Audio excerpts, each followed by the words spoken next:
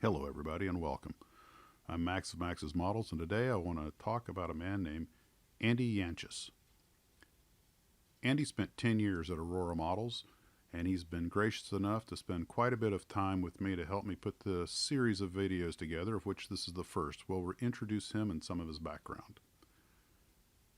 After excelling in some and failing miserable in other sensible career subjects in high school and college, Andy Yanchus decided to turn a lifelong, pretty fanciful dream into a full-time occupation. He was an avid model builder and wanted to work for a plastic kit manufacturing company. So he put together photos of models he had built and mechanical drawings he had done in school and headed out to West Hempstead and the Aurora Plastics Corporation. Andy was interviewed by Derek Brand, the Director of Research and Development. Derek took Andy's portfolio to confer with his second-in-command. When he returned, Mr. Brand asked a simple question that changed Andy's life forever. Can you start on Monday? That Monday was filled with some rather extreme emotional highs and lows. Andy discovered that all of Aurora's plastic kit development was done by an outside company, HMS Associates, located in Pennsylvania. The R&D in West Hampstead was primarily involved with the HO model motoring slot cars. Oh well, it was still working for Aurora, and the kits were actually manufactured there. Andy started off redrawing the old model motoring track plans, but within a week, Derek handed him a block of wood and asked, "Think you can make this look like a Porsche 904? That pattern, and a few that followed, were collaborative efforts with others on the R&D staff, but total design and sculpting of the slot car bodies came quickly to Andy, and before long he was doing it on his own. One day, Joe Giamarino, also known as Mr. Aurora, walked up to Andy's workbench and told him to drop everything. Andy was given 2 photographs of a car and told to make it as fast as he could. It was the Mangusta. The model motoring bodies were carved from white pine tree 3 times larger than the final product. The patterns were then pantographed down to size by the mold maker.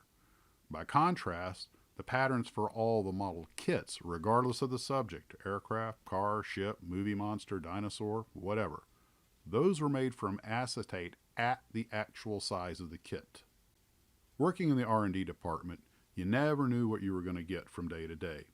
A new kit mold would come in, and as soon as test shots were made, priority shifted to checking fits, getting instruction sheets started, and maybe building models for sales promotions.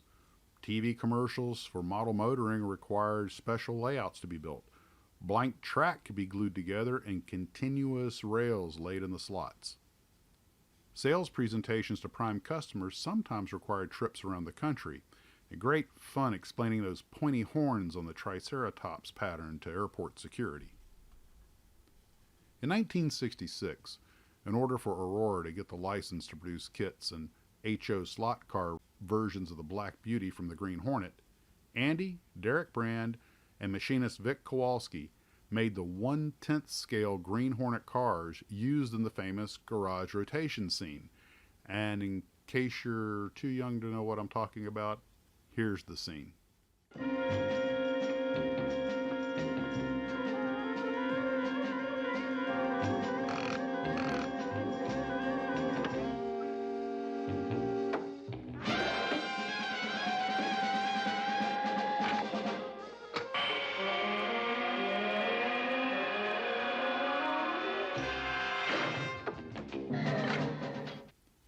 They only had a month to get both of them done, but they made their deadline. The cars were shipped to California for filming, but the production company had to do an in-run around the modelers union by saying they were technically leasing the models from Aurora, and they were to be returned to the company, although they never were. Somebody somewhere's got a pair of really rare cars on their shelf. The men who ran Aurora, Abe Shikes and Joe Giamarino, were good bosses. They were businessmen and were always around the factory, staying in close contact with the work staff. Shikes talked to everybody.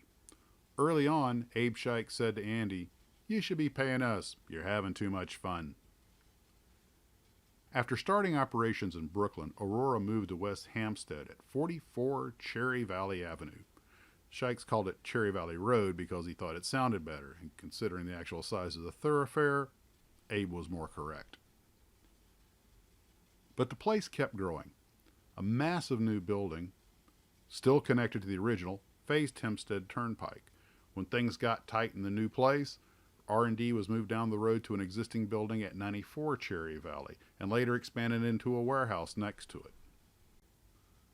When Aurora got the contract to make the Amphicat six-wheelers from the TV show The Banana Splits, a funny problem occurred.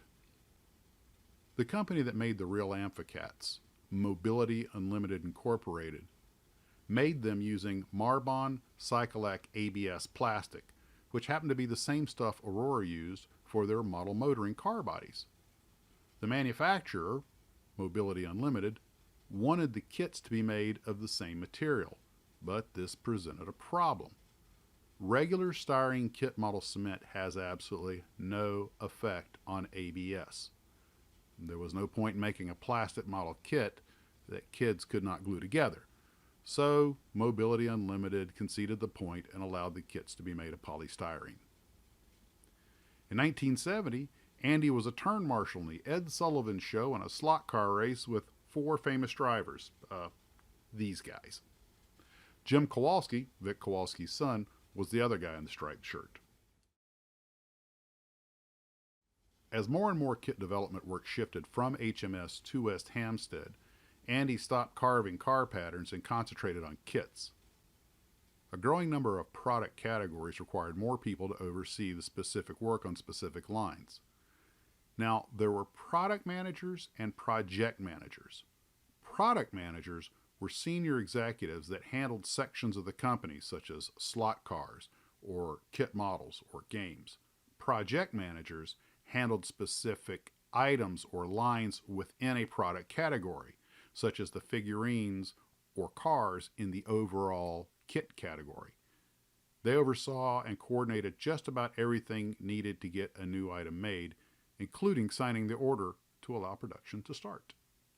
Andy eventually became a project manager and ended up with licensed subjects, monster scenes, prehistoric scenes, the fun stuff. Abe Shikes wanted to get more into toys, which used up much of the factory's production capacity. This resulted in model production being farmed out to external vendors, which accounted for some noticeable drops in molding quality. Abe also did not care for Aurora's reputation in the plastic kit model industry. Whereas Revell was considered the airplane company and Monogram was considered the model car company, Aurora was considered the figure company, and Abe Shikes did not like that reputation. He did not want to be known as just the figure company. At one point, Abe Shikes just stopped the figure production. He went to the mold inventory and picked several molds for destruction, but which ones are not certain. That was right after the pirate kits came out, Blackbeard and Captain Kidd. So Aurora scrapped the molds for many kits way before the purchase by Monogram. This makes the ones lost in the train derailment, or later destroyed by Monogram, a mystery. The mold cavities and cores. Now, many people are interested in how the molds are made, and a mold is made up of two parts, the cavity and the core. The cavity makes the outside of the model, and the core makes the inside. Those round marks on the insides or backs of the molded parts, what we call ejector pin marks, are made by knockout pins that extend and push the parts off the core as the mold opens. What's the difference between knockouts and ejector pins? Well, not much really. They do the same job, it's just where they do it. Knockouts are for plastic molding and ejectors are for metal die cast. Patents for figure kits and any mechanically shaped vehicle not expected to be in production long enough to warrant the higher cost of cutting steel tooling were sculpted in acetate. Intermediate molds were cast around the acetate originals, and I'm sorry, I do not know what the intermediate molds were made of, probably some type of rubber or epoxy. From these molds, ceramic copies of the parts are made, and once cured, molten beryllium can be poured over them to make the cavity. People often ask about what about when the molds go into storage? Do they need maintenance? And yes, they do. Usually a protective grease is put on them when they go into storage. as even a little bit of surface rust can destroy their usability. Another question that is often asked is about the glow-in-the-dark kits. Glow-in-the-dark plastic is more expensive than regular colored styrene, so kits like the Godzilla had a separate mold for the glow-in-the-dark components, and it also explains why the entire figure was not glow-in-the-dark. Sprues versus runners. What we model builders commonly call sprues are actually called runners. The sprue is a large funnel-shaped stem from the mold's main injection port that is cut off and recycled at the factory. Leftover sprue and return parts were tossed into colored coordinated bins, ground up, and recycled. In 1969, Charles Diker, a former Revlon vice president, gained control of Aurora through stock purchases. Diker came from Revlon and wanted to do toys, games, and TV promotion. He immediately stopped all new hobby kit development. He killed the Aquanaut and the Turtle, which was at the toolmakers where preliminary casting had started. Tooling for the DC-10 was too far along to abort, and Diker conceded to complete it, but only if it was done as cheaply and quickly as possible. Diker also wanted to put the models all in boxes with a uniform design known as trade dress in as few different sizes as possible, which was actually a good idea for stocking and shipping, but store owners did not like the larger boxes for smaller kits as shelf space was valuable and customers felt deceived. Although Aurora acquired the molds for dozens of Comet kits, no Comet box art was ever reused by Aurora. All the box art was new. This included the 4 civilian aircraft, a Beech-18, an Aero Commander, a Cessna 310, and a Piper Apache. The next 4 civilian aircraft had photographs instead, and here's the story behind that. In 1969, Aurora released 4 civil aircraft in 1/72nd scale. A Cessna Skymaster, a Piper Aztec, a Piper Cherokee at 70 cents each, and the Jet Commander at $1. The selection of kits must have struck many modelers and retailers as being odd in several respects. It was definitely unusual for a kit manufacturer to release a series of 4 kits made up of 3 at one price and a 4th at a different. This was an inconsistency in that box tops featured photos of the real aircraft in the latest color schemes, while the decals provided markings that were a few years old. And why? Why the Jet Commander instead of the Learjet? Well, the original series was to have included the Learjet as well as a Cessna Skylane. That would have made a series of 6 kits, 4 at 70 cents and 2 at $1, a much more logical grouping in terms of retail assortments. The civil planes were the pet project of one of Aurora's earliest kit project directors. He managed to get the 6 planes up to the final pattern stage. However, top management was not completely taken with the idea, and the series was stalled for years. Finally, the project was given the tooling go-ahead under the condition that it be done as cheaply as possible. This involved the use of a mold-making shop in Portugal that had little or no previous experience with plastic kits. Tooling began with the Lear and the Skylane, and the first test shots proved that Aurora had made a terrible mistake. The molded parts were crude to the point of worthlessness, and it was evident that no amount of additional work could bring the molds up to an acceptable level. The patterns for the 4 remaining planes were then returned to the United States for proper tooling.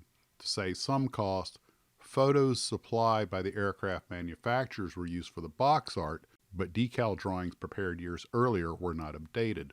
This is why the paint and decal schemes of the aircraft on the box tops were different than the kits inside the box. Also, the Cherokee had gone through a revision. The new Cherokee, pictured on the box art, had a 3rd window added to the side, which the kit did not. And that little mystery is now solved. Andy quit his staff job at the beginning of 1975, but still contracted for a while and stayed in touch. He also became friends with Matt Irvin, a well-known British special effects expert who is perhaps best known for his work on Doctor Who. Matt has written many columns for British modeling magazines and has authored several books on model building, with an emphasis on space subjects, both real and fictional, and star cars featured in movies and on television. After leaving Aurora, Abe Scheich started Adar using the same suppliers, designers, sculptors, box art printing as Aurora. So Adar's Evel Knievel and Planet of the Apes kits were probably not much different from what Aurora might have produced. Adar also planned on leasing a lot of old Aurora kit molds, but redoing 8 of the small Comet jet fighters was as far as that ever got. Kit models is a tough business to survive in. In a best case scenario, an operator could get about 60 kits per hour out of a mold machine that retailed for $1 but were sold to the wholesaler at about 45 cents each. So they had to move a lot of styrene to keep the doors open. Andy has an incredible collection of Japanese kit box art that I hope to make the subject of another video, as well as a huge amount of Strombeck-Becker, later contracted to Strombecker, paraphernalia and catalogs, which I also hope to use in another video. He's been a consultant for Atlantis Models of Deer Park, New York. Atlantis was started by Peter Vetri and Rick DeFavro in 2009, and Andy is very impressed and has the highest regard for Pete and Rick, given what they've done with Atlantis Models. They work very hard and are hands-on with the operation. Well, that brings us up to date for now. I hope to share a lot more great stories and information with you, thanks to Andy Yanchus. And thanks for watching.